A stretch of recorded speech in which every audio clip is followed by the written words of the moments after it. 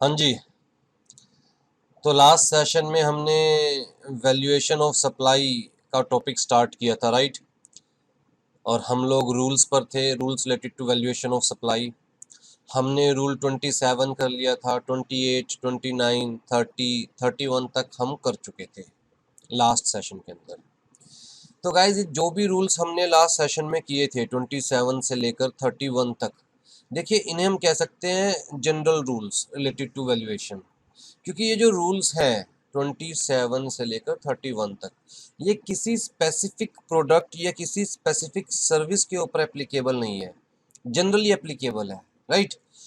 अब जो हम करने जा रहे हैं रूल्स 31A से लेकर 35 तक, ये रूल स्पेसिफिक है। स्पेसिफिक का मतलब किसी स्पेसिफिक प्रोडक्ट के ऊपर या किसी स्पेसिफिक सर्विस के ऊपर है। तो ये हमें बता रहे हैं कि इस स्पेसिफिक केस के अंदर यही आपको वैल्यू लेकर चलनी है, राइट। हाँ जी, रूल 31A। तो rule 31A is related to value of supply in case of lottery, betting, gambling या हॉर्स रेसिंग।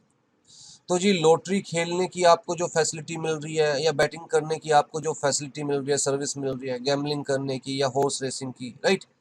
तो उससे रिलेटेड क्या वैल्यू कंसीडर की जाएगी। मान के चलिए कि आप कोई टिकट परचेज कर रहे हैं लॉटरी का 100 रुपए का, तो जी इसके ऊपर जीएसटी एप्लीकेबल है। हाँ, लॉटरी के ऊपर, बैटिंग के ऊपर, गैम्बलिंग के ऊपर, हॉर्स रेसिंग के ऊपर, इनके ऊपर भी जीएसटी एप्लीकेबल है। तो जीएसटी के पॉइंट ऑफ व्यू से वैल्यू क्या कंसीडर की जाएगी, राइट। इन्होंने बड़े सिंपल सी चीज कही, कहता है जी जनरली इंडिया के अंदर लॉटरी वैसे तो इलीगल है, लेकिन स्टेट गवर्नमेंट्स लॉटरी रन करती है, राइट। तो जी यहाँ पर हमारे पास दो केस है। एक केस है जहां पर लॉटरी स्टेट गवर्नमेंट रन करती है, और दूसरा जहां पर लॉटरी स्टेट गवर्नमेंट ऑथराइज करती है। दोनों में डिफरेंस क्या है? जो लॉटरी स्टेट गवर्नमेंट रन करती है, वो लॉटरी सिर्फ उसी स्टेट के अंदर ही सेल की जा सकती है, किसी और स्टेट में ना ऑर्गेनाइज की जा सकती, ना सेल की जा सकती, ठीक है। और जो लॉटरी स्टेट गवर्नमेंट ऑथराइज कर रही है, खुद रन नहीं कर रही लेकिन ऑथराइज कर रही है कि ठीक है किसी और स्टेट की लॉटरी आप हमारे स्टेट के अंदर भी सेल कर सकते हो, means lottery which is authorise to be sold in states other than the organising state also, ठीक है। तो ए के अंदर क्या कवर हो रहा है? Lottery run by the state government. Let's say Haryana government कोई लॉटरी लेकर आ रही है, कोई लॉटरी रन कर रही है, और उस लॉटरी की सेल सिर्फ हरियाणा में ही पॉसिबल है और किसी स्टेट के अंदर उस लॉटरी को आप सेल नहीं कर सकते, तो वो क्लोज ए में कवर होएगा। और लेट्स से पंजाब गवर्नमेंट कोई लॉटरी ऑर्गेनाइज कर रही है, रन कर रही है, और इस लॉटरी को हरियाणा में भी ऑर्गेनाइज करना या सेल करना अलाउड है, ठीक है। तो पंजाब गवर्नमेंट के साथ साथ हरियाणा में भी सेल करना अलाउड है। तो जो स्टेट इस लॉटरी को ऑर्गेनाइज कर रही है उसके अलावा भी किसी और स्टेट में अगर सेल की जा सकती है तो क्लोज बी में आएगा, ठीक है जी। क्लोज ए में इन्होंने बड़ी सिंपल सी चीज कही, कहता है जी लॉटरी की फेस वैल्यू होती है, 10 रुपए की लॉटरी है, 50 रुपए की लॉटरी है, 100 रुपए की लॉटरी है, जब आप परचेज करते हैं लॉटरी का टिकट तो लॉटरी की फेस वैल्यू होती है, राइट। तो इन्होंने कहा जी for the purpose of GST आप इन दोनों में से whichever is higher shall be the value of the supply for the purpose of GST. तो face value of the ticket और the price as notified by in the official gazette by the organising state. मान के चलते हैं जी lottery की face value है 100 रुपए, ठीक है। और जो स्टेट गवर्नमेंट ने प्राइस नोटिफाई किया है इस रिस्पेक्ट में, लेट्स से स्टेट गवर्नमेंट ने प्राइस नोटिफाई किया 90 रुपए, इसका मतलब क्या हुआ कि वैसे तो 90 रुपए की लॉटरी है लेकिन दुकानदार 100 रुपए तक की इस लॉटरी को बेच सकते हैं, ठीक है। तो whichever is higher, whichever is higher का मतलब हमारे इस एग्जाम्पल के अंदर face value 100 rupees, 90 rupees price notified by government, whichever is higher. तो विच एवर इज हायर का मतलब हमारे केस में क्या आ गया? 100 रुपीज। अब जी इसको एक फैक्टर से मल्टीप्लाई करना है, तो 100 अपॉन में 112 इससे मल्टीप्लाई करना है, तो हमारे पास क्या आ जाएगी, value for the purpose of,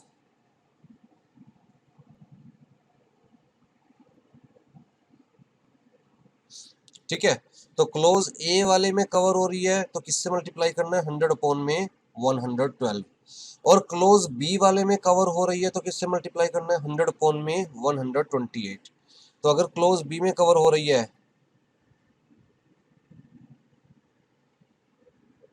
तो क्या आ जाएगा हमारे पास, value for the purpose of GST, मतलब जीएसटी किस वैल्यू पर एप्लीकेबल होगी। ए और बी में दोबारा डिफरेंस बता रहा हूं, कहता है जी ए में तो कवर हो रही है वो lottery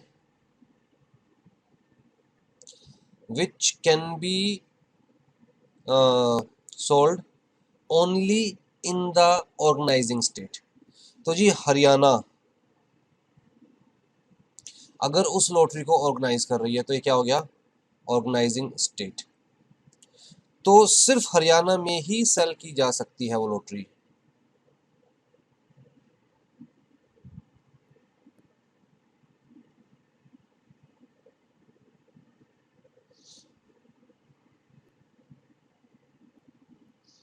only in the Haryana,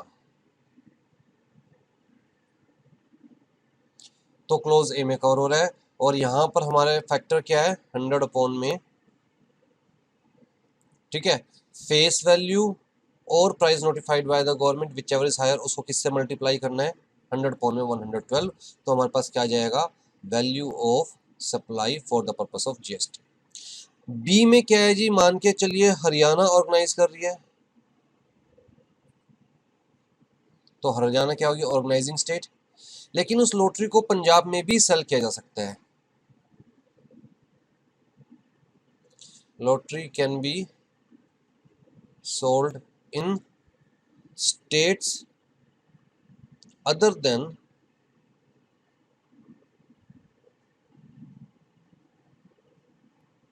Haryana.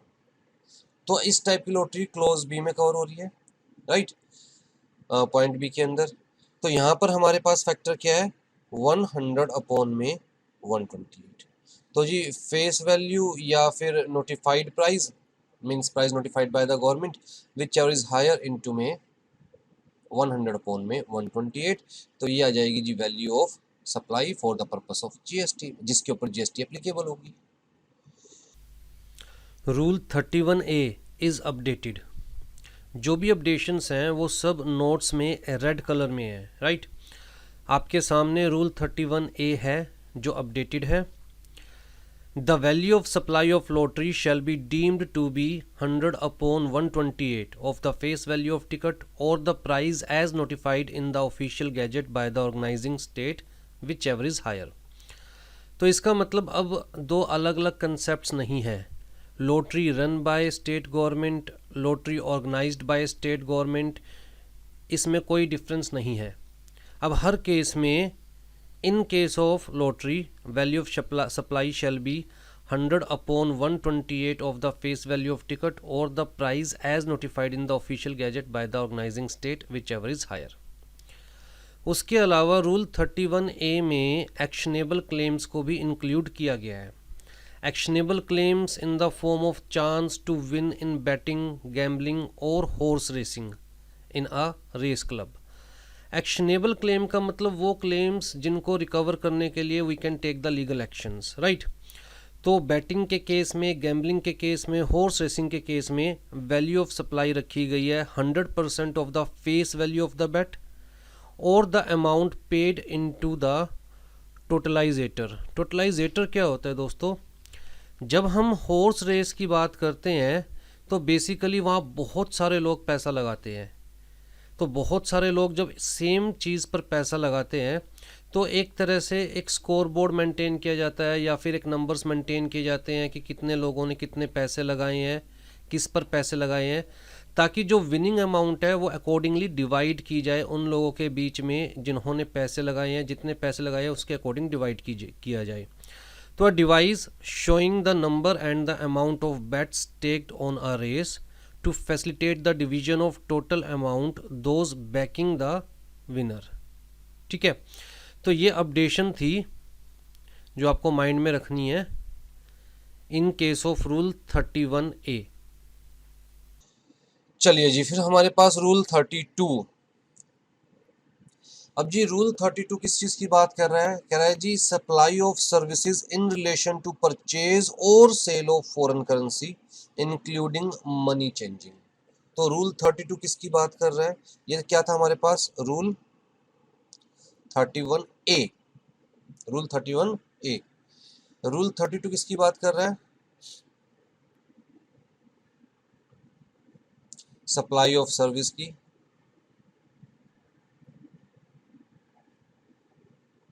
और सर्विसेज क्या है यहां पर?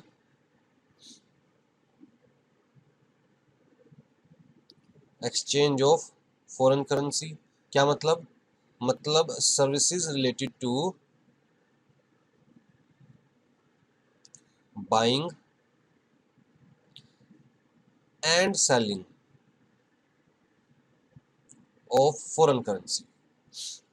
ठीक है जी, मनी एक्सचेंजर्स होते हैं, या इवन आप मतलब आपने देखा होगा कि घर के आसपास भी कोई वेस्टर्न यूनियन मनी एक्सचेंजर है, या किसी ने लिखा हुआ है कि यहाँ पर फॉरेन करेंसी ली जाती है या दी जाती है, तो वो कायदे से अपनी सर्विसेज ही तो आपको प्रोवाइड कर रहे हैं, राइट।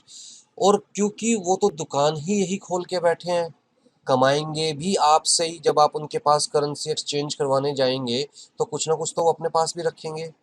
तो जो कुछ ना कुछ वो अपने पास रख रहे हैं, उस वैल्यू पे जीएसटी एप्लीकेबल है। मान के चलो मैं किसी मनी एक्सचेंजर को 6000 रुपीज के डॉलर देता हूँ, और बदले में वो मुझे इंडियन करेंसी देता है 5900। तो कायदे से उसने अपना प्रॉफिट कितना रखा? 100 रुपये। तो यही तो मान के चला जाएगा ना, जो इसने ये करेंसी एक्सचेंज की सर्विस प्रोवाइड करी है, उसके लिए इसने कितना चार्ज कर लिया? 100 रुपये। इस 100 रुपये पे क्या एप्लीकेबल है? GST, right. तो जी हमें एक्चुअल में ये वाली वैल्यू निकालनी है। This is the value of service bye money exchanger, right. तो हमें ये वैल्यू कैसे फाइंड आउट करनी है? आइए जी, यहां पर हमारे पास दो मेथड दे रखे हैं, अल्टरनेट्स हैं, अल्टरनेटिव्स। इसका मतलब जो भी सर्विस प्रोवाइड कर रहा है, जो भी सप्लाई कर रहा है सर्विस की, वो चाहे तो मेथड ए अडॉप्ट कर सकता है, चाहे तो मेथड बी अडॉप्ट कर सकता है। ठीक है जी। अब यहाँ पर जो हम ए में पढ़ने वाले हैं ना, वो पढ़ने वाले हैं कि वैल्यू ऑफ सर्विस या supply on the basis of difference in buying rate and selling rate.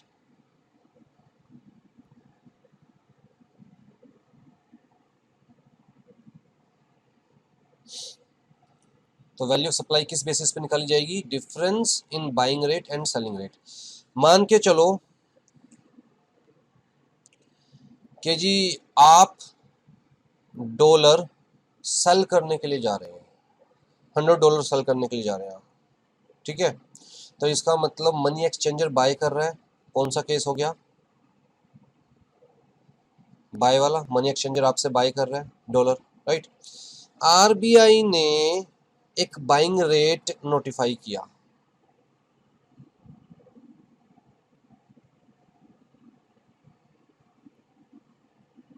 Notified by,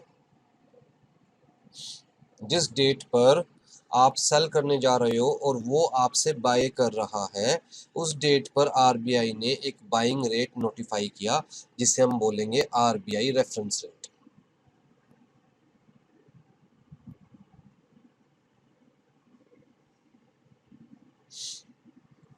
ठीक है। और आरबीआई ने नोटिफाई किया, लेट से 60 रुपीज इज इक्वल टू $1। तो आरबीआई के अकॉर्डिंग जी $1 की वैल्यू कितनी होगी? 60 रुपीज, राइट। जब आप उसको डॉलर सेल कर रहे हो, तो उसने बाय कितने में किया? उसने किया जी ₹59 इज इक्वल टू $1। आरबीआई के अकॉर्डिंग रेट क्या था $1 का? 60 रुपीज। उसने आपको दिए कितने? 59 रुपीज। तो उसने कितने में बाय किया? 59 में, राइट। $100 थे, तो आरबीआई रेट के अकॉर्डिंग कितना बनना चाहिए, 6000 रुपीज़, लेकिन उसने आपको दिया कितना, $100 का, 59 के अकॉर्डिंग कितना दिया, 5900। तो बीच का हम मान के चलेंगे उसने अपना प्रॉफिट रख लिया, ये 100 रुपये क्या हो गया उसका प्रॉफिट, जो उसने करेंसी एक्सचेंज करने की सर्विसेज प्रोवाइड करी उसके नाम का प्रॉफिट। तो यही तो क्या है, value of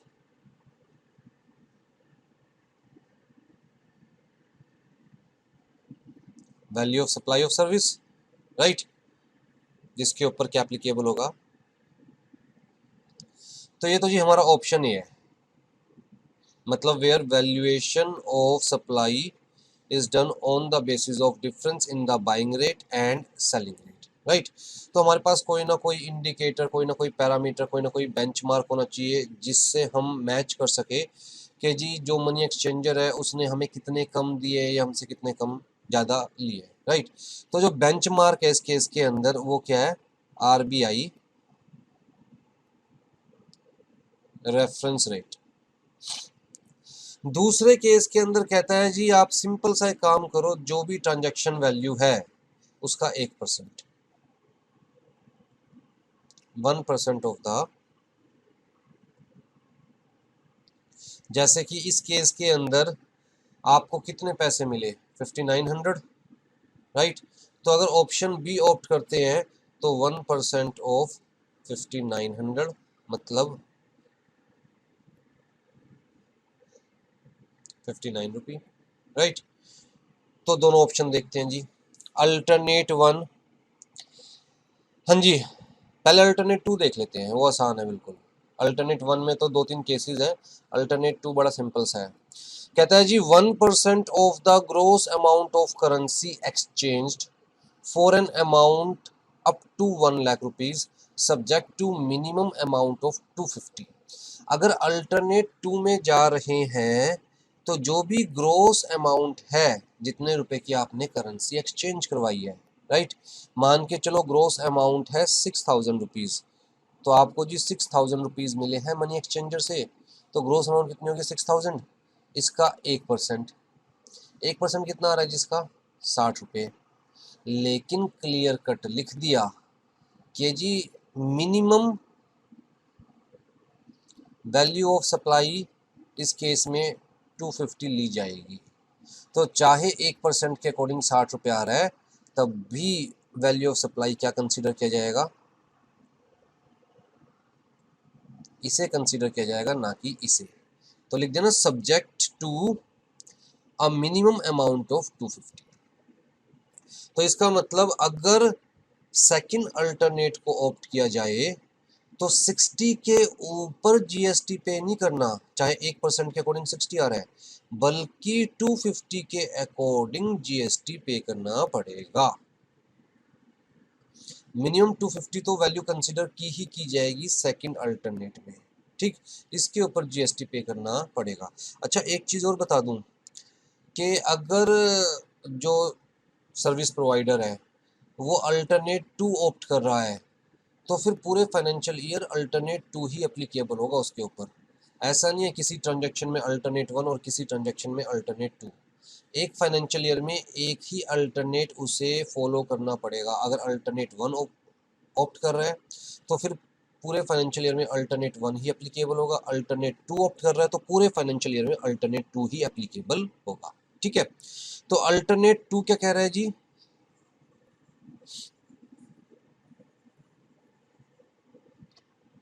alternate to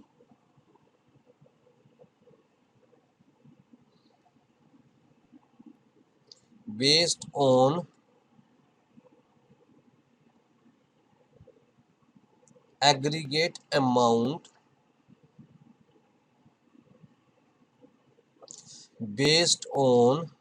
aggregate amount gross amount of currency exchanged।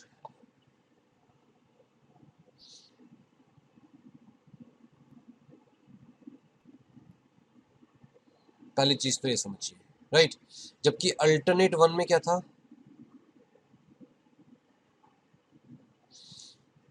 Alternate one के अंदर based on difference in buying rate and और सेलिंग रेट। ठीक है, तो जी यहां पर बड़ी सिंपल सी बात कही कि minimum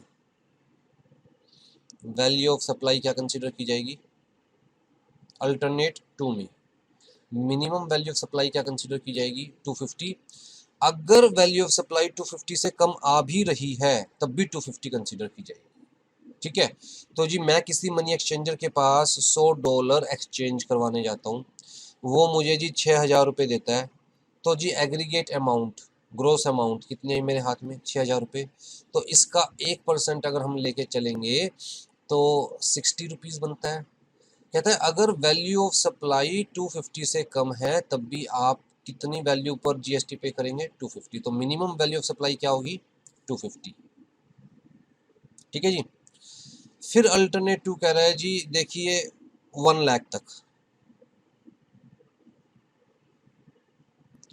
1% of gross amount, 1 lakh तक 1% ऑफ ग्रोस अमाउंट। तो जी मान के चलिए मैं $1,000 लेके जा रहा हूँ मनी एक्सचेंजर के पास, जिसके बदले वो मुझे 70,000 रुपये दे रहा है। $1,000 के बदले 70,000 रुपये दे रहा है, मतलब $1 70 रुपये का हो गया। राइट, तो जी इसका 1% निकाल लो, ग्रोस अमाउंट कितनी है 70,000, इसका 1% निकालें, कितना आ गया हमारे पास 700 रुपये। तो ये क्या हो गया वैल्यू ऑफ सप्लाई, और इसके ऊपर क्या एप्लीकेबल है जीएसटी। तो जी फर्स्ट 1 लाख तक 1% ऑफ ग्रोस अमाउंट, ये वाला पॉइंट आपका कवर हो गया। फिर कह रहा है जी 1 लाख से लेकर 10 लाख तक,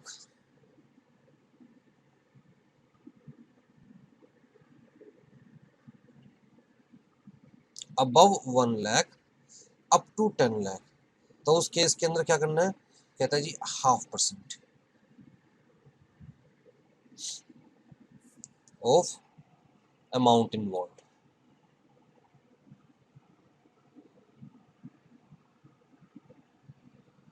अब ध्यान से देखिएगा, मान के चलिए कि मैं मनी एक्सचेंजर के पास $5,000 लेके जाता हूँ और डॉलर का रेट चल रहा है लेट से $1 इज इक्वल टू 50 रुपीज़। ठीक है, तो 5,000 के बदले वो मुझे कितने देने वाला है 2,50,000। ठीक, अब इस 2,50,000 रुपये के ऊपर मान के चला जाएगा कि जी ये देखिए ये है 2,50,000,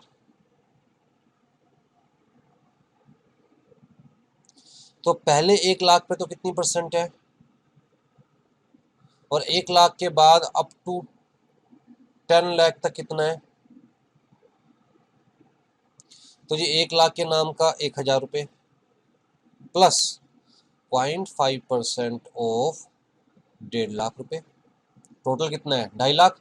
पहले 1 लाख पे 1%, 1 लाख का 1% कितना हुआ 1,000, फिर बाकी बची हुई अमाउंट के ऊपर 0.5% अप टू 10 लाख वाली अमाउंट के ऊपर 0.5%, तो जी 0.5% ऑफ 1,50,000, तो ये कितना आ गया,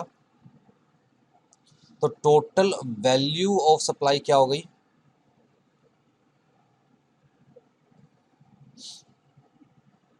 समझे, टोटल वैल्यू ऑफ सप्लाई क्या हो गई 17,050। तो ये ध्यान में रखिएगा कि पहले 1 लाख तक कितना 1%, 1 लाख के बाद वाली अमाउंट पर अप टू 10 लाख तक कितना 0.5%, हाफ। ठीक है जी, ये पॉइंट भी कवर हो गया। फिर कह रहा है जी 10 लाख के अबव वाली अमाउंट के ऊपर कितना 1/10।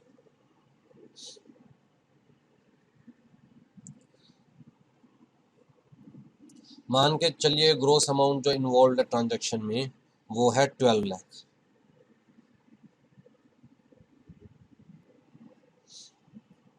तो पहला हमारे पास ब्रेकर क्या है 1 लाख का, दूसरा ब्रेकर क्या है 10 लाख का, और उसके बाद कितना भी हो। राइट, 1 लाख वाली अमाउंट पर कितना एप्लीकेबल है 1%। 1 लाख से अबव अप टू 10 लाख वाली अमाउंट पर कितना एप्लीकेबल है 0.5%।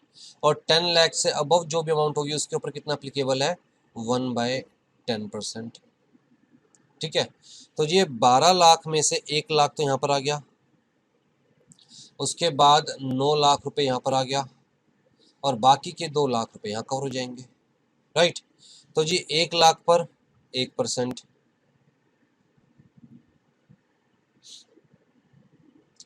फिर बीच के 9 लाख के ऊपर 0.5%।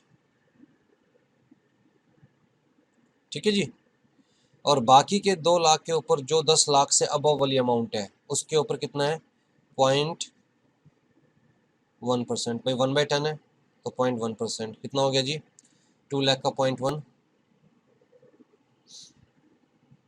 200 ही बैठा ना।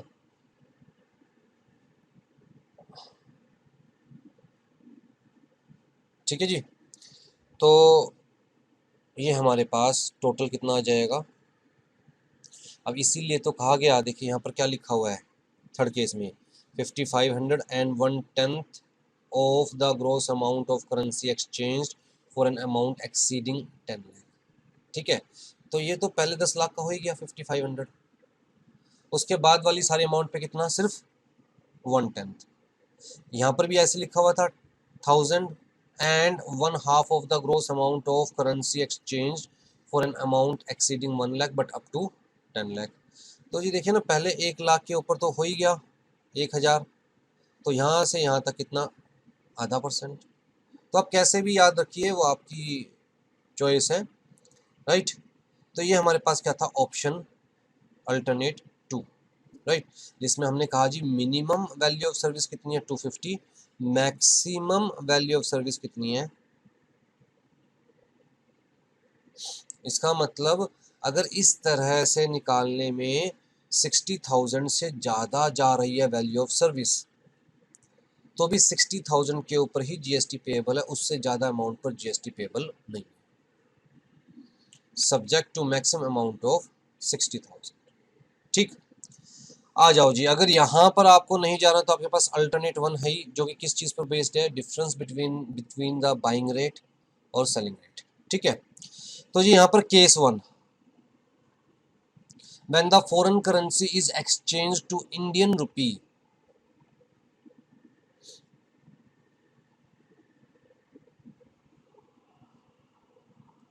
foreign currency is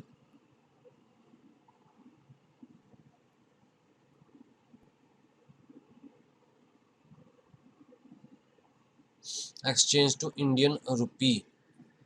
इसका मतलब क्या हो गया, आप फॉरेन करेंसी लेकर जा रहे हैं और मनी एक्सचेंजर आपको इंडियन रुपी देगा। राइट, तो हम कहेंगे कि purchase of foreign currency, money exchanger आपसे क्या कर रहा है फॉरेन करेंसी परचेज कर रहा है, दिस इज द सर्विस, यही सर्विस प्रोवाइड कर रहा है ना आपको, जिसकी हमें क्या निकालनी है वैल्यू। ठीक है जी, तो हमने क्या कहा था कि आपको क्या रेफर करना है आरबीआई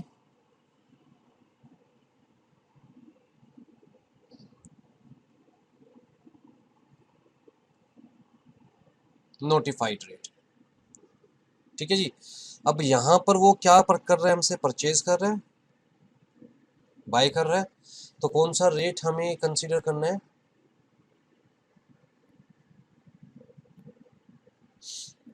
ठीक है, मान के चलते हैं कि जी मैं उसके पास $1000 लेके गया, और जिस डेट पर मैं लेके गया तो उस डेट पर आरबीआई का buying rate let's say 70 rupees per dollar था, लेकिन उन भाई साहब ने मुझे कितने रुपए दिए इसके बदले, उन्होंने दिए जी 68 रुपीज पर डॉलर, मतलब मुझे कितने मिले, जबकि मिलने कितने चाहिए थे आरबीआई के रेट के अकॉर्डिंग, तो 2000 रुपये उन्होंने क्या रख लिए अपनी प्रॉफिट, तो यही क्या है,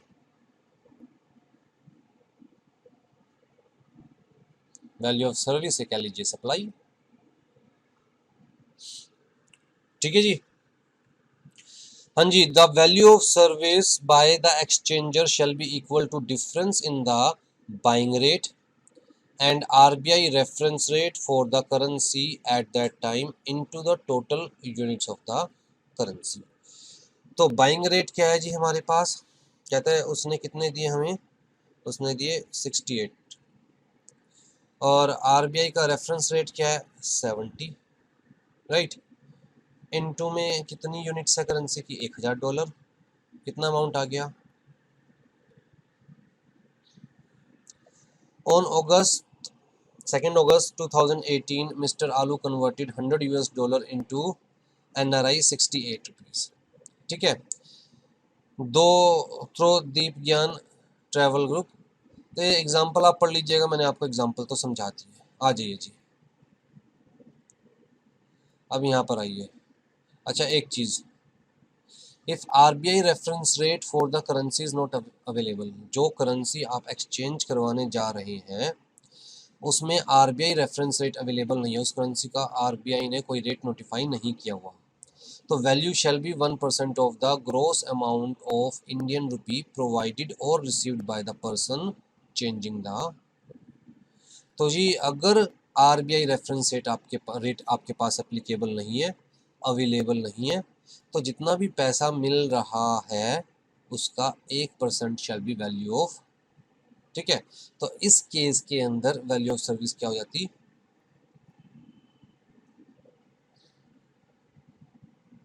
मान के चलो आप जापानीज़ करेंसी लेके जा रहे हैं एक्सचेंज करवाने के लिए, और जापानीज़ करेंसी का रेफरेंस रेट नोटिफाई नहीं किया हुआ RBI ने, तो उस केस में क्या इलाज है हमारे पास, ऑप्शन दे दी ना कि उस केस में आप जितना भी इंडियन करेंसी में आपको रुपी आ रहा है उसका 1% क्या लेके चलिए वैल्यू ऑफ। हाँ जी, when Indian currency is exchange to foreign currency, तो सेल ऑफ फॉरेन करेंसी वही है, Indian currency is exchange to foreign currency. तो जी आप ये देखिए ना कि आप लेके जा रहे हैं पैसा, रुपए लेके जा रहे हैं लेट से 50,000, और वो बदले में आपको लेट से डॉलर दे रहे हैं। ठीक है, तो जैसे हमने ऊपर देखा था कि RBI का रेफरेंस रेट देख लेंगे, और ये जो भाई साहब है जिनके पास हम एक्सचेंज करवाने जा रहे हैं वो हमें किस रेट के हिसाब से देंगे वो देख लेंगे, बीच का डिफरेंस क्या, वैल्यू ऑफ सर्विस। आ जाओ जी, फिर हमारे पास आता है when one foreign currency is exchange to another foreign currency. अब जी मान के चलो आप लेके जा रहे हैं डॉलर, और आप एक्सचेंज करवा रहे हैं इसे पाउंड में, किस में एक्सचेंज करवा रहे हैं, पाउंड में। तो ना तो जो आप लेके जा रहे हैं वो रुपी है, ना जिसमें एक्सचेंज करवा रहे हैं वो रुपी है, तो अब क्या किया जाए, कहता जी इसे भी किस में कन्वर्ट करो, as per RBI notified rate. ठीक है, मान के चलते हैं डॉलर का नोटिफाइड रेट था 60, तो जी जब हम इसे कन्वर्ट करेंगे तो कितना आ जाएगा हमारे पास, $1000 इंटू में 60 इज इक्वल टू 60,000 रुपये। ठीक, फिर जी इसका जो नोटिफाइड रेट था इसे भी कन्वर्ट करो रुपये में।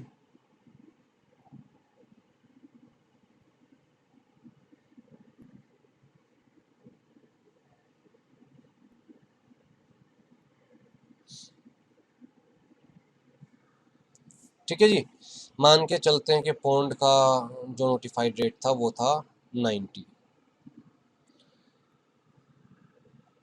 अब ये देखने हैं जी पौंड मिले कितने हैं, $1000 के बदले कितने पौंड्स मिले हैं।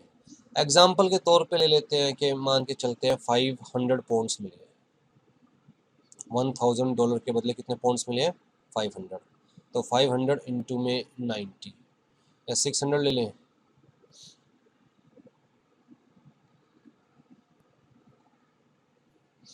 तो 600 इंटू में 90 कितना आ गया जी अमाउंट?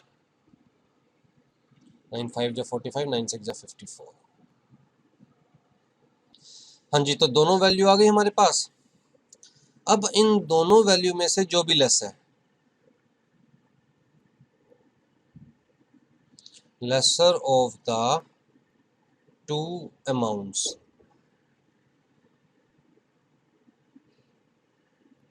इन दोनों में से जो भी कम है उसका 1%। तो कम क्या है? 54,000, तो इसका 1%, राइट?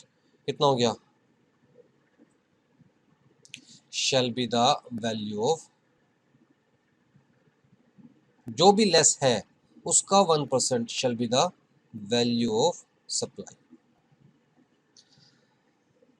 हाँ जी, where neither of the currencies exchange is Indian rupee, the value shall be equal to 1% of the lesser of the two amounts the person changing the money would have received by converting any of the two currencies in Indian rupee on that day at the reference rate provided by the RBI. It means first we have to calculate the value of each foreign currency using RBI reference rate. 1% of the lesser of the two amounts shall be considered as the value of supply of service. Clear है जी? आ जाइए फिर जी, value of supply of services in relation to booking of tickets for travel by air. तो हम सिर्फ किसकी बात कर रहे हैं? Booking of tickets for travel by air. तो जी आपके ट्रैवल एजेंट्स होते हैं जिनके थ्रू आप एयर टिकट बुक करवाते हैं, राइट? तो वो आपको सर्विसेज प्रोवाइड कर रहे हैं।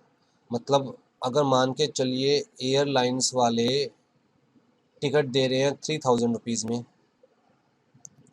और जो आपका ट्रैवल एजेंट है वो आपको ये 3000 लेकर आपसे एयरलाइंस वालों को दे रहा है, तो फ्री में तो काम कर नहीं रहा है, कुछ ना कुछ तो बचा ही रहा है। तो एयरलाइंस वाले इस ट्रैवल एजेंट को कमीशन देते हैं। क्या देते हैं? कमीशन। और ये कमीशन जो है जनरली बेसिक फेयर पे दी जाती है। एयरलाइंस वाले ट्रैवल एजेंट को कमीशन देते हैं और ये कमीशन जनरली बेसिक फेयर पे दी जाती है, राइट? मान के चलो कि 3000 में से ट्रैवल एजेंट को कमीशन मिलती है 500 रुपये, तो कायदे से तो ये क्या हो गया? उसने अपनी सर्विसेज सप्लाई करने के नाम की वैल्यू ले ली है, राइट? तो वैल्यू ऑफ सप्लाई ये होनी चाहिए। लेकिन यहाँ पर कह दिया गया जी, सिंपल सी बात ही है कि अगर डोमेस्टिक बुकिंग है तो 5% of basic fair shell be the value of supply, और अगर इंटरनेशनल बुकिंग है तो 10% of basic fair shell be the value of supply. हम तो मान के चलेंगे, आपको चाहे एयरलाइन से मिली है या कोई फर्क नहीं पड़ता, हम तो मान के चलेंगे कि एयरलाइंस वालों ने आपको इतनी कमीशन दी है, तो इसके ऊपर आपको क्या पे करना है? ट्रैवल एजेंट्स को एयरलाइंस वालों ने इतनी कमीशन दी है और ट्रैवल एजेंट्स को इसके ऊपर क्या पे करना है? जीएसटी। खत्म बात। ये तो आसान है। आ जाइए जी। हाँ जी, तो हम लोग यहां तक कवर कर चुके थे, राइट? चलिए थोड़ा सा और रह गया है। The value of supply of services in relation to life insurance business. देखिए, जब आप लाइफ इंश्योरेंस करवाते हैं तो लाइफ इंश्योरेंस कंपनी आपको सर्विसेज प्रोवाइड कर रही है, राइट? आ जाइए जी। लाइफ इंश्योरेंस बेसिकली दो तरह से हो सकते हैं। वैसे तो बहुत सारे आजकल अनलिमिटेड टाइप की पॉलिसीज आ रही है, लेकिन बेसिकली एक ऐसी पॉलिसी जो सिर्फ रिस्क कवर कर रही है,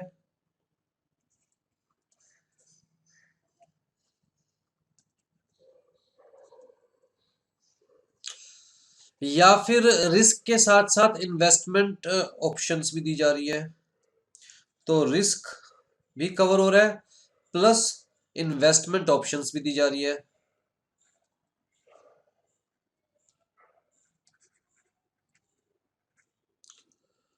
राइट? जहां पर सिर्फ रिस्क कवर हो रहा है, लेट्स से आपसे एनुअली 5000 रुपीज लिए जा रहे हैं प्रीमियम के नाम पर, इंश्योरेंस प्रीमियम के नाम पर, राइट? एनुअली 5000 रुपीज लिए जा रहे हैं, 5 साल की पॉलिसी है, हर साल आपसे 5,000 रुपये ले लिए जाएंगे। इस केस के अंदर वो कहते हैं जी जब जो इंश्योर्ड पर्सन है उसकी डेथ होगी तो लेट से उसे 20 लाख रुपीज मिलेंगे। तो हम कहेंगे जी 20 लाख की पॉलिसी करवाई है हमने, जिसका प्रीमियम है 5,000 rupees per year per annum, right. और यहाँ पर सिर्फ कब मिलेगा वापिस, जब डेथ होगी। मतलब अगर जब तक ये पॉलिसी अलाइव है, इन 5 सालों में इंश्योर्ड पर्सन की डेथ हो जाती है तो उसके फैमिली मेंबर को 20 लाख रुपीज मिलेंगे, राइट। अगर इन 5 सालों में इंश्योर्ड पर्सन की डेथ नहीं होती तो जी क्या उसको कुछ रिटर्न मिलेगा? द आंसर इज नो, कोई रिटर्न नहीं मिलेगा, राइट। फिर जी एक हमारे पास ऐसी है जो कि रिस्क भी कवर करती है और इन्वेस्टमेंट ऑप्शन भी देती है। जैसे मान के चलिए आपको कहा जा रहा है जी देखिए 50,000 रुपये हर साल दीजिए, तो इसके अंदर आपको हम लोग इंश्योरेंस पॉलिसी भी देंगे, मतलब जो रिस्क कवर करेगी। मतलब लेट से आप डेथ के टाइम पर 50 लाख रुपीज मिलेंगे, और जो इन्वेस्टमेंट है उसके ऊपर 8% रिटर्न भी मिलेगा। तो जी जो ये 5 साल की पॉलिसी है, 5 साल खत्म होने से पहले अगर डेथ हो जाती है तो ये अमाउंट तो मिलेगी जो कि रिस्क कवरेज वाली अमाउंट है, राइट। उसके अलावा जो इन्वेस्टमेंट की अमाउंट है वो भी मिलेगी। लेकिन अगर 5 साल तक कुछ नहीं होता तो जो इन्वेस्टमेंट की अमाउंट है वो मिलेगी, प्लस जो इंटरेस्ट है वो भी मिलेगा, राइट। तो अलग अलग टाइप की इंश्योरेंस पॉलिसीज होती है। देखिए अगर हम इस इंश्योरेंस पॉलिसी की बात करें जहां पर सिर्फ रिस्क ही कवर्ड है तो कहता है जी नो जीएसटी। इस टाइप की इंश्योरेंस पॉलिसी के ऊपर कोई जीएसटी एप्लीकेबल नहीं है। अगर हम बात करें ऐसी इंश्योरेंस पॉलिसी की जहां पर रिस्क प्लस इन्वेस्टमेंट दोनों कवर्ड है, तो जी बड़ी सिंपल सी चीज कही गई कि आप बताइए कि आप इन्वेस्टमेंट ऐसा हो सकता है कि ये लोग यहां पर लमसम अमाउंट ले।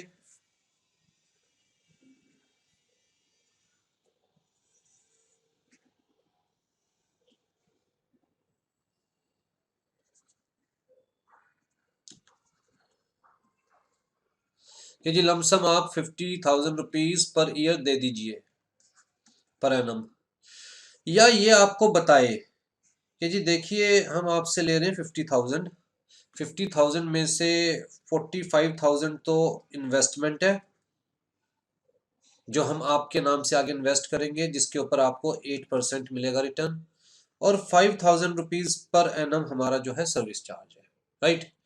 तो ये 5,000 रुपीज जो पर एनम है इसके ऊपर क्या है, जीएसटी एप्लीकेबल, राइट। तो यहाँ पर वही दिया हुआ है कि where the amount allocated for investment और saving on behalf of the policy holder is intimated to the policy holder at the time of the supply of service. तो जी ये बता दिया गया है कि जी कितना अमाउंट हम आपकी इन्वेस्टमेंट को एलोकेट कर रहे हैं और कितना अमाउंट हम सर्विसेज के नाम के ले रहे हैं, राइट। तो gross premium charge from the policy holder less the amount allocated for the investment और सेविंग। तो अगर मान के चलो ग्रोस प्रीमियम 50,000 है, of which rupees 45,000 is invested in the funds, then the value of supply shall be 5,000, right. तो basically GST किस पे पेएबल है, इसके ऊपर, ठीक है जी। In case of single premium annuity policy, ऐसी पॉलिसीज भी होती है जहां पर कहा जाता है जी आप एक काम कीजिए, आप 2 लाख रुपीज लमसम पे कर दीजिए वन टाइम, ठीक है। और आफ्टर 5 इयर्स या आफ्टर 10 इयर्स आपको हर साल या हर महीने लेट से 2,000 रुपये हर महीने मिला करेंगे, राइट। तो एक तरह की पेंशन टाइप में होगी है। तो सिंगल प्रीमियम एन्युटी पॉलिसी का मतलब which ask for lump sum payment and then insurer starts paying annuity regular income for lifetime। तो जैसे एक मेरे फादर ने भी ली हुई थी तो उसके अंदर अब उन्हें 1,800 रुपीज पर मंथ मिलते हैं और वो लाइफ टाइम मिलते रहेंगे, राइट। तो जहां पर सिंगल इंश्योरेंस प्रीमियम दिया जा रहा है एक ही बारी में, और उसके बाद जो रिटर्न मिलेगा वो इन द फॉर्म ऑफ एन्युटी मिलेगा, मंथली या क्वार्टरली या हाफ ईयरली या ईयरली, राइट। तो उस केस के अंदर वैल्यू ऑफ सप्लाई क्या कंसीडर की जाएगी, कहता है जी 10% of single premium charge from the policy holder. तो जी अगर सिंगल प्रीमियम 2 लाख है तो इसका 10%, ठीक है, value of supply. In all other cases जो यहाँ पर कवर नहीं हो रहे, ना 1 में कवर हो रहे ना 2 में कवर हो रहे, कहता है और कोई इंश्योरेंस पॉलिसी है तो उस केस में जी फर्स्ट ईयर के प्रीमियम का 20% और सब्सिक्वेंट ईयर के प्रीमियम का 12.5% शैल be the value of supply, right. और ये मैं आपको बता ही चुका हूं ऑलरेडी कि अगर सिर्फ लाइफ रिस्क कवर्ड है, ओनली रिस्क इज कवर्ड, तो no GST is payable in such case, right? So nothing contained in sub rule shall apply where the entire premium paid by the policy holder is only towards the risk cover in life insurance, ठीक है जी। आ जाइए जी, where the taxable supply is provided by a person dealing in buying and selling of second hand goods। हाँ जी, buying and selling of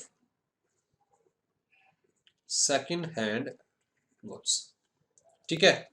अब यहां पर कुछ कहा गया, दो कंडीशन भी दी गई।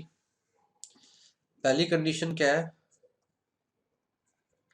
कि जो भी बंदा ये काम कर रहा है, पुराने सामान को खरीदता है और बेचता है, that person is not claiming any input tax credit.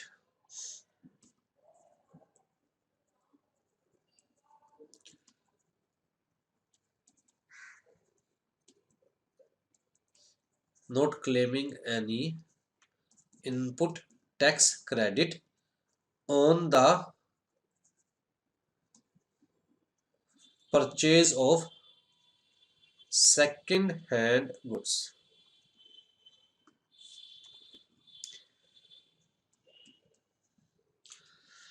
तो जो भी ये काम कर रहा है पुराने गुड्स को खरीदने का और बेचने का, वो बंदा, वो एसएससी कोई भी इनपुट टैक्स क्रेडिट क्लेम नहीं कर रहा है, पहली चीज तो ये। और दूसरी कंडीशन क्या है कि वो जो सामान परचेज कर रहा है उसे या तो एज इट इज सेल कर रहा है या विद लिटिल मॉडिफिकेशन। मतलब कुल मिला के जो वो सामान परचेज कर रहा है उसका बेसिक करेक्टरिस्टिक चेंज नहीं हो रहा सामान का, राइट। तो he is selling goods either as it is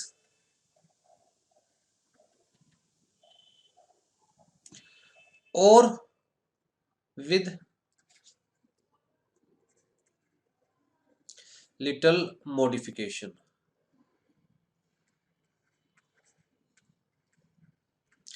मैं बड़ा सिंपल सा एग्जांपल लेता हूं, मान के चलिए कि मैं पुराने मोबाइल परचेज करता हूं। तो जी पुराने मोबाइल परचेज करता हूं, उन्हें ठीक करता हूं जो भी उनमें खराबी होती है और उनको बेच देता हूं, राइट।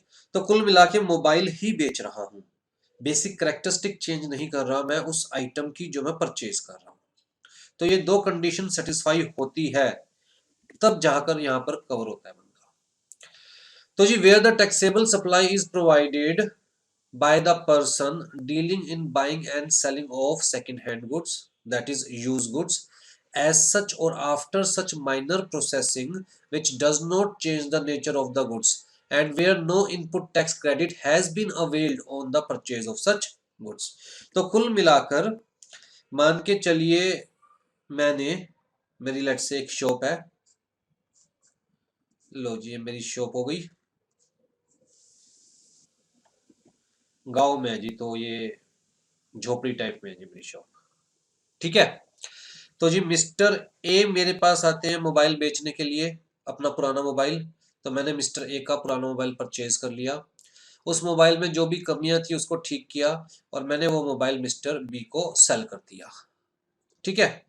मान के चलिए मैंने परचेज किया उस मोबाइल को 4000 रुपीज का, उसे ठीक किया और सेल कर दिया मिस्टर बी को 6000 रुपीज का। तो मुझे बेनिफिट कितना हुआ, बेनिफिट कितना हुआ, 2,000 रुपये का।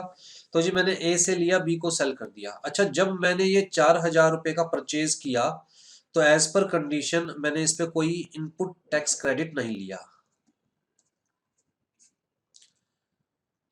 ठीक है। जब मैंने इस पे कोई इनपुट टैक्स क्रेडिट नहीं लिया तो मैं मान के चलूंगा 4,000 की चीज ली, आगे बेच दी, तो जो डिफरेंस है बेसिकली वो क्या मानी जाएगी?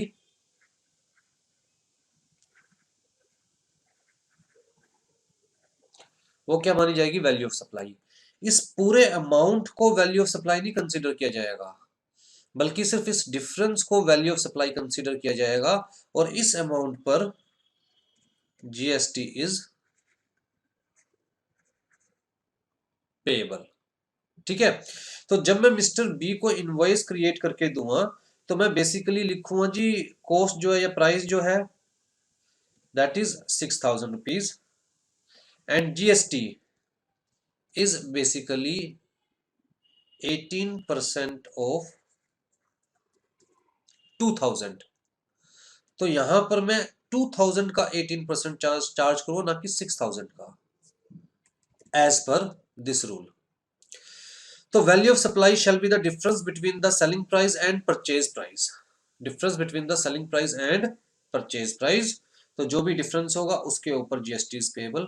अगर मान के चलो डिफरेंस नेगेटिव है, मतलब मैंने 4,000 का परचेज किया था लेकिन बिका सिर्फ 3,500 रुपये का, नुकसान हो गया मुझे, तो -500 रुपीज का क्या है? डिफरेंस। तो जी जब नुकसान हो गया, डिफरेंस नेगेटिव में है, तो नो जीएसटी। अगर मुझे प्रॉफिट हुआ होता, डिफरेंस पॉजिटिव में होता, तो इस डिफरेंस के ऊपर जीएसटी इज पेएबल, ठीक है जी। तो मैं यहां पर आपका 18% ऑफ 2,000 लूंगा, ना कि 6,000। हाँ जी, अमाउंट लिख देते हैं। टोटल मिला के मैं इनवॉइस क्रिएट करूंगा,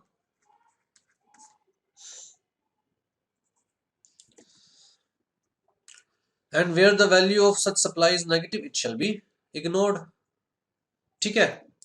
अब जी ये जो प्रोविजन दे रखा है इसे समझिए।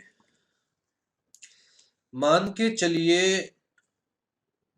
मिस्टर आलू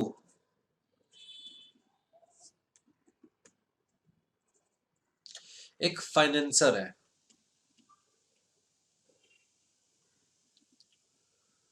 ठीक है जी, कार फाइनेंस करते हैं। तो जी यहां पर मिस्टर कचालू है, इन्होंने अपनी कार फाइनेंस करवाई, हायर परचेज सुना ना आपने। तो जी अब ये बेसिकली उस केस में क्या होता है कि कार जो परचेज की जाएगी, तो जो हमारे पास इसका क्या बोलते हैं, डॉक्यूमेंट्स, उन डॉक्यूमेंट्स पे नाम किसका होगा? फाइनेंसर का, मिस्टर आलू का, राइट, ना कि कचालू का। चलो जी, कचालू भाई साहब इन्हें रेगुलर इंस्टॉलमेंट पे करेंगे। लेट से इंस्टॉलमेंट बंदी इनकी 5,000 रुपीज पर मंथ की, ठीक है, फॉर 8 years।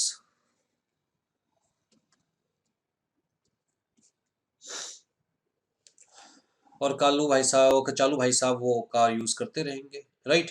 8 साल तक इंस्टॉलमेंट पे करने के बाद जब सारी इंस्टॉलमेंट पे कर देंगे तो फिर कचालू भाई साहब के पास ऑप्शन होगी कि वो कार को अपने नाम पर ट्रांसफर करवा सकते हैं। जब तक सारी इंस्टॉलमेंट पे नहीं की जाएगी तब तक कार किसके नाम पर रहेगी? आलू के पास, मतलब आलू के नाम पर, फाइनेंसर के नाम पर, ठीक है। अगर मान के चलते हैं जी कचालू भाई साहब ने आफ्टर 3 years मिस्टर कचालू stopped the installments,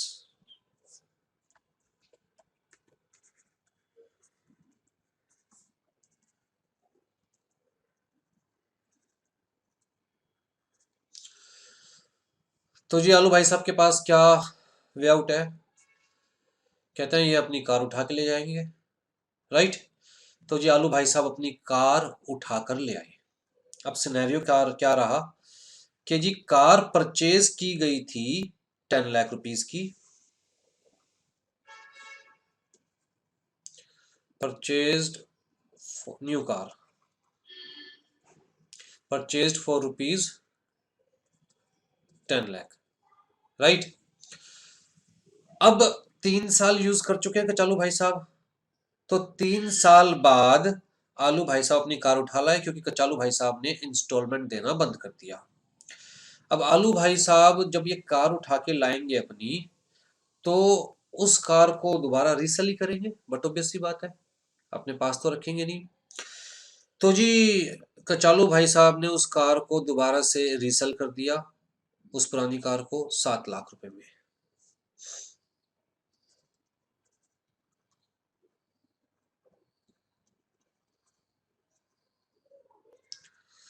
to mister X for rupees 7 lakh, ठीक है।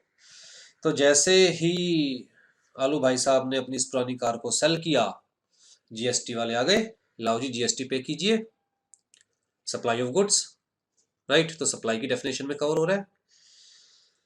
तो अब यहां पर value of service, value of supply कैसे निकाली जाएगी? तो जी इस प्रोविजन ने कहा कि जी कार कितनी पुरानी है, कार इज 3 years ओल्ड। तो जी कार की वैल्यू कैसे निकाली जाएगी?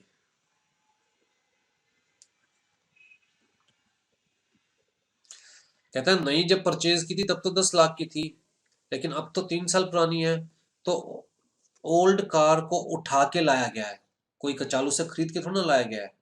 तो जी इस ओल्ड कार की वैल्यू कैसे निकाला जाएगा? तो जी इस प्रोविजन ने कहा कि हर क्वार्टर के नाम का 5% डेप्रिशिएट कर दो। तो जी एक साल में कितने क्वार्टर हो गए? 4 इंटू में 5%, तो हर साल का कितना डेप्रिशिएशन हो गया?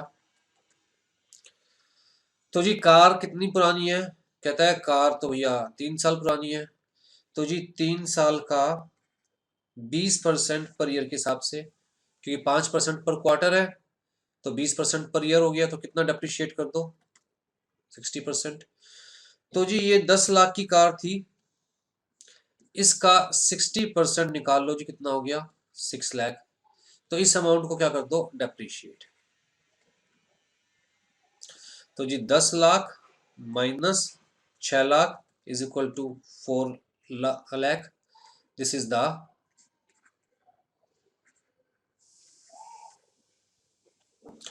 उस पुरानी कार की कीमत कितनी मानी जाएगी?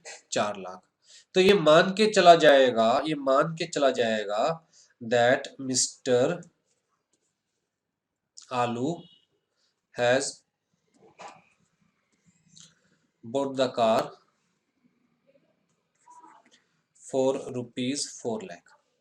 ये मान के चला जाएगा कि मिस्टर आलू ने जो पुरानी सेकंड हैंड कार हो चुकी है, जो ये कितने की परचेज करी है? 4 लाख रुपीज की, and sold the car for 7 lakh rupees.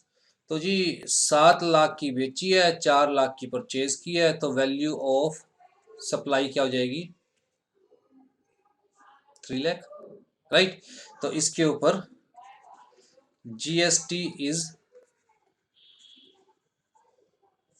Payable, इस डिफरेंस के ऊपर जीएसटी इज पेएबल। देखिए ये इतना लंबा चौड़ा सिनेरियो क्यों समझाया गया? कहता है ये जब कोई बंदा अपनी पुरानी कार, मतलब कोई फाइनेंसर अपनी कार उठा के लाया क्योंकि उसे इंस्टॉलमेंट्स नहीं मिल रही थी, तो अपना लोन रिकवर करने के पॉइंट ऑफ व्यू से, डेट रिकवर करने के पॉइंट ऑफ व्यू से वो अपनी कार उठा लाया, राइट। अब यहाँ उठा के लाने के केस में हम ये कैसे निकाले कि कार की वैल्यू क्या है? जब कार की वैल्यू निकलेगी तभी तो पता चलेगा कि भैया इतने की दोबारा सेल कर दी कार और ये वैल्यू बन रही है, तो टोटल मिला के जो डिफरेंस है उसके ऊपर जीएसटी पे कीजिए, राइट। हाँ जी, provided that the purchase value of goods repossessed, दोबारा से मिस्टर आलू ने रिपोज कर लिया, रिपोजेस्ट कर लिया ना, दोबारा से उसका कब्जा ले लिया, from a defaulting borrower who is not registered for the purpose of recovery of loan or debt shall be deemed to be the purchase price of such goods by defaulting borrower reduced by 5% points for every quarter or part thereof between the date of purchase and the date of disposal by the person making such repossession। ठीक है जी। तो यहां पर देखो ये example यहां पर दिया हुआ है।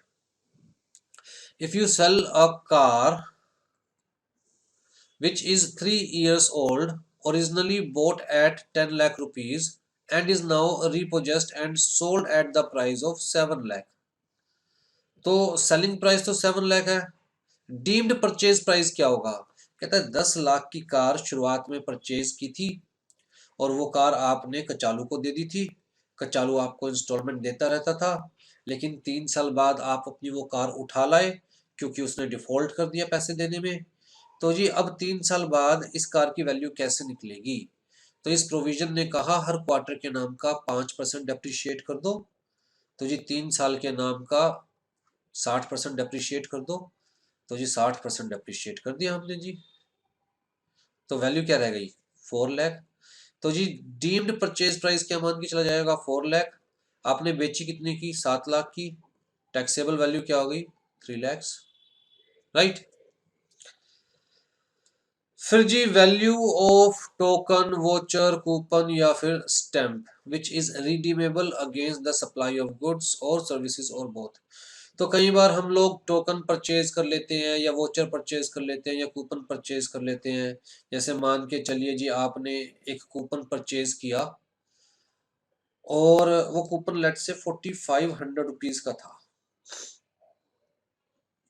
लेकिन उस कूपन से आप 6000 रुपीज की शॉपिंग कर सकते थे। तो कूपन की वैल्यू क्या माने? 4500 रुपीज या 6000 रुपीज? तो ये जो हमारा सब रूल है, सब रूल 6, ये कह रहा है भैया उस कूपन की वैल्यू मानी जाएगी 6000। कहता है मनी वैल्यू ऑफ गुड्स और सर्विसेज और बोथ रिडीमेबल अगेंस्ट सच टोकन, वोचर, कूपन और स्टैम्प। तो जी उस टोकन से, उस वोचर से, उस कूपन से जितने रुपए का सामान परचेज किया जा सकता है उतने रुपए उस टोकन की, उस कूपन की, उस वोचर की, उस स्टैम्प की वैल्यू कंसीडर की जाएगी और इसके ऊपर जीएसटी इज पेएबल। ठीक है। तो वैल्यू ऑफ सप्लाई 6000 माना जाएगा, ना कि 4500। एक new rule, rule 32A add किया गया है। Value of supply in case where Kerala food cess is applicable. तो रूल 32A कह रहा है कि किसी भी केस में अगर केरला फूड सेस एप्लीकेबल है तो while determining the value of supply we shall not include that cess. Value of supply निकालते हुए हमें उस सेस को इंक्लूड नहीं करना है अगर किसी भी केस में ये सेस एप्लीकेबल है तो। Value of supply of services in case of pure agent, ये बड़ा सिंपल सा मैं एग्जांपल लेता हूं, नोट्स में भी दिया हुआ है। मान के चलिए कि जी मिस्टर ए हायर करते हैं मिस्टर सीएस को for incorporation of new company.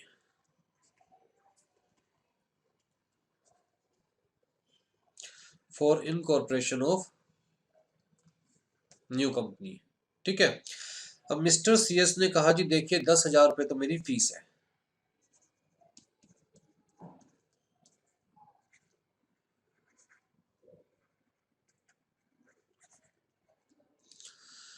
Plus जो भी आरओसी को देना पड़ेगा, जो भी फाइलिंग करते हुए फी पे करनी पड़ेगी, वो सब भी आपको देना पड़ेगा। ठीक है।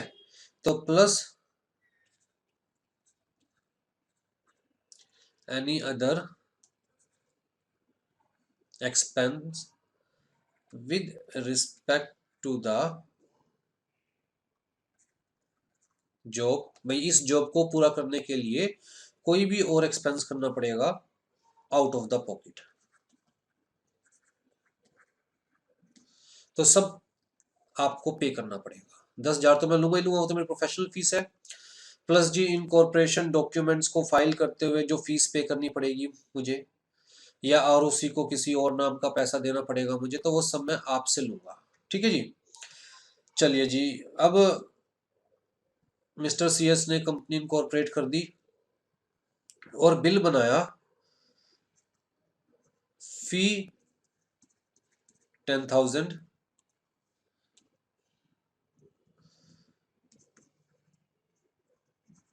इनकॉर्पोरेशन एक्सपेंसेस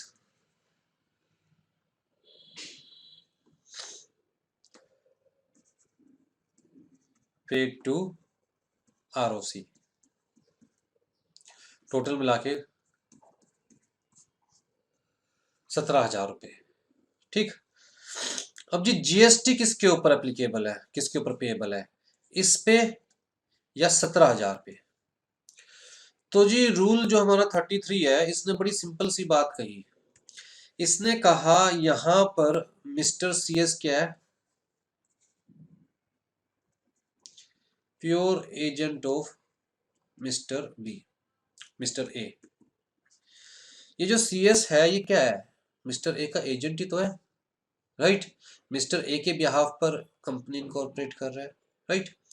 तो इस केस के अंदर जो ये अपनी फीस ले रहे हैं, सिर्फ उस फीस पर जीएसटी इज पेएबल। जो इन्होंने out of the pocket expense किया अपने काम को पूरा करने के लिए, वो एक्सपेंस तो अल्टीमेटली किससे लेने वाले हैं, मिस्टर ए से लेने वाले हैं, राइट। लेकिन ये एक्सपेंस के ऊपर जीएसटी इज नॉट पेएबल। जो 7 जा रहा है, इस 7,000 के ऊपर GST is not payable.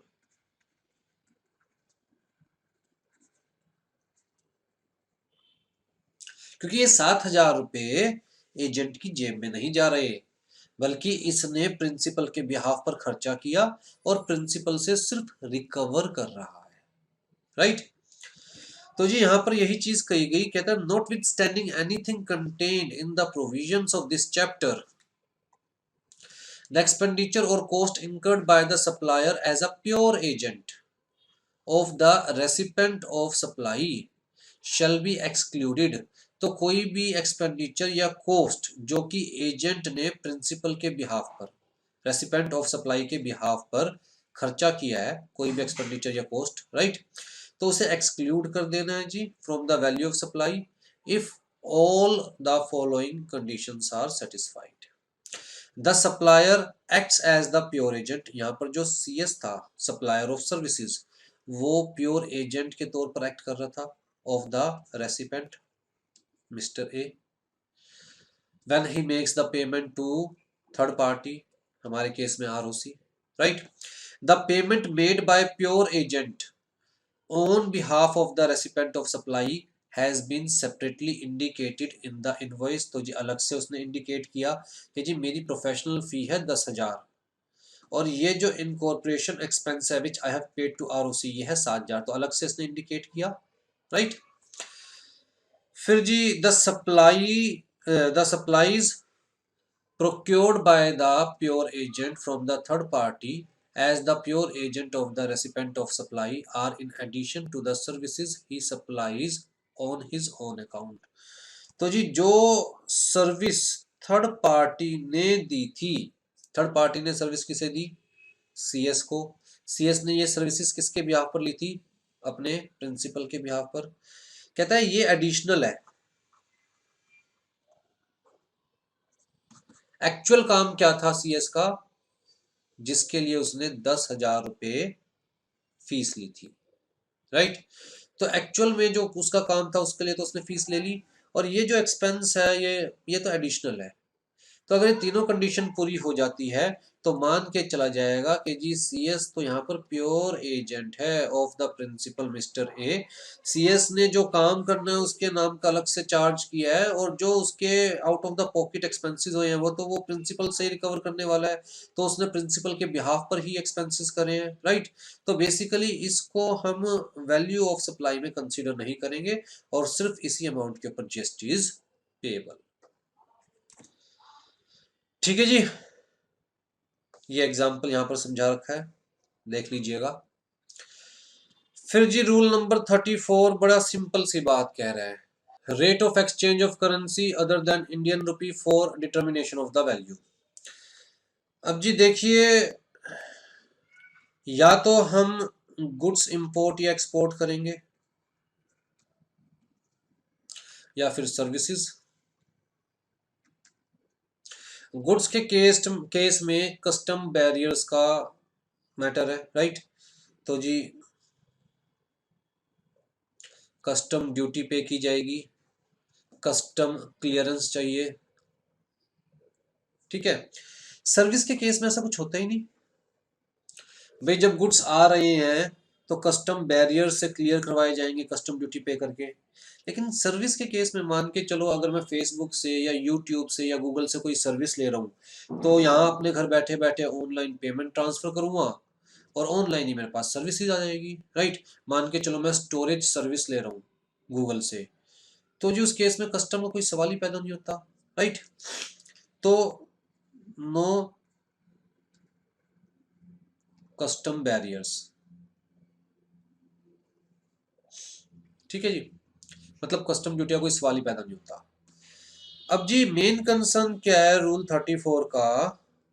Rule 34 कह रहा है कि मान के चलिए आपने अमेरिका से, यूएसए से $100 का कोई प्रोडक्ट मंगाया, ठीक है। अब जी ये $100 का प्रोडक्ट है, इंडिया में इंपोर्ट हो रहा है, और हमने पढ़ा है कि इंपोर्ट के केस में IGST is payable.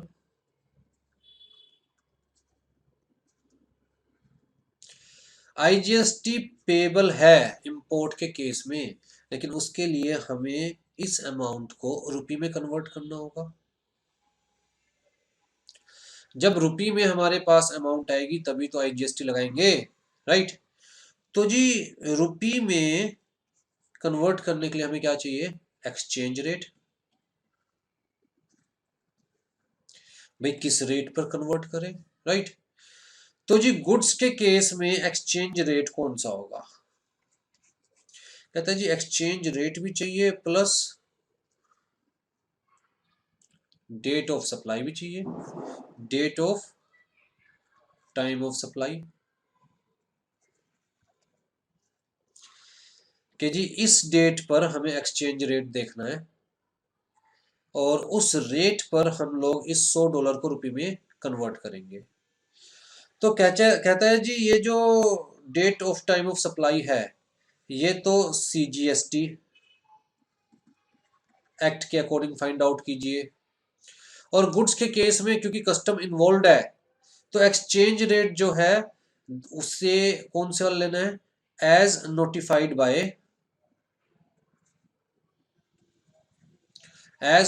By board, मतलब CBEC। इसी तरह सर्विसेज के केस में कहता है जी सर्विसेज के केस में जो date of time of supply है वो तो एज पर CGST, लेकिन सर्विसेज के केस में कस्टम का तो कोई मैटर ही नहीं है। तो कहता है जी एक्सचेंज रेट, तो इन्होंने कहा जी जो भी जनरली एक्सेप्टेड अकाउंटिंग प्रिंसिपल्स है उसके बेसिस पर, जनरली एक्सेप्टेड अकाउंटिंग प्रिंसिपल्स के बेसिस पर। हाँ जी, the rate of exchange for determination of value of taxable goods shall be applicable. Goods के केस में applicable rate of exchange as notified by the board under section 14 of the custom act. तो जी यहाँ board का मतलब CBEC। For the day of time of supply, date of time of supply of goods in terms of section 12 of the act. यहाँ section 12 of the act का मतलब CGST act. तो जी जो day of time of supply है, जिस दिन exchange rate देखा जाएगा, वो तो निकालना है CGST एक्ट के अकॉर्डिंग। और एक्सचेंज रेट क्या है? वो as may be notified by CBEC। उस दिन क्या एक्सचेंज रेट CBEC ने नोटिफाई किया हुआ है, ठीक है। सर्विसेज के केस में कहता है कस्टम आता ही नहीं, तो जो date of time of supply है वो तो निकालना है again as per CGST act. लेकिन उस डेट पर क्या एक्सचेंज रेट कंसीडर किया जाएगा? कहता है that shall be as per the generally accepted accounting principles.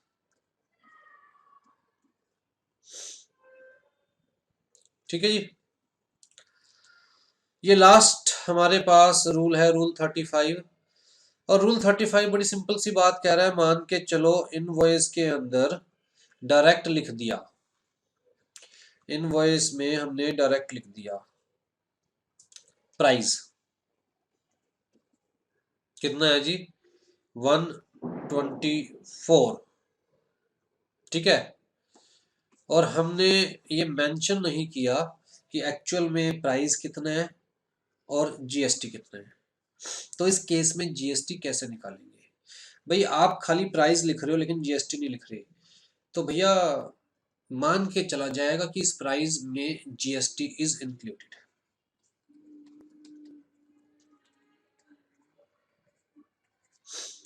इस प्राइस में जीएसटी इज इंक्लूडेड मान के चला जाएगा कि सामने वाले से आपने अपनी प्राइस भी लिया और जीएसटी भी ले लिया है।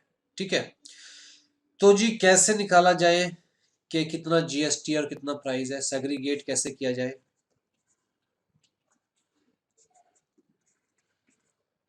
तो जो इसका फॉर्मूला दिया हुआ है, फॉर्मूला क्या है? कहता है जी ये फॉर्मूला है, वैल्यू इंक्लूसिव ऑफ टैक्सेस, मतलब ठीक है, इनटू टैक्स रेट 24% मान के चल रहे हम जीएसटी, अपॉन में 100 प्लस में टैक्स रेट। तो क्या गया जी, 124 इंटू में 24 अपॉन में 124। तो जी टैक्स रेट, टैक्स कितना हो गया 24। तो जी इसमें से 124 में से 24 तो हो गया टैक्स रेट जीएसटी, और 100 क्या हो गया प्राइस। ठीक है, मान के चलो प्राइस कितना है जी, कहता है जी 1000 टोटल इंक्लूसिव ऑफ जीएसटी। तो जी इंक्लूसिव ऑफ जीएसटी ये है, और जीएसटी कहता है जी 18%, अपॉन में 100 प्लस 18।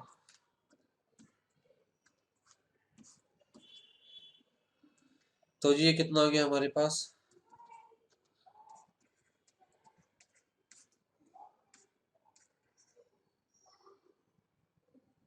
निकाल लीजिए। ठीक है ना, तो ये आपके पास आ जाएगा, निकाले कैलकुलेटर। 18,000 डिवाइडेड बाय कितना है 118।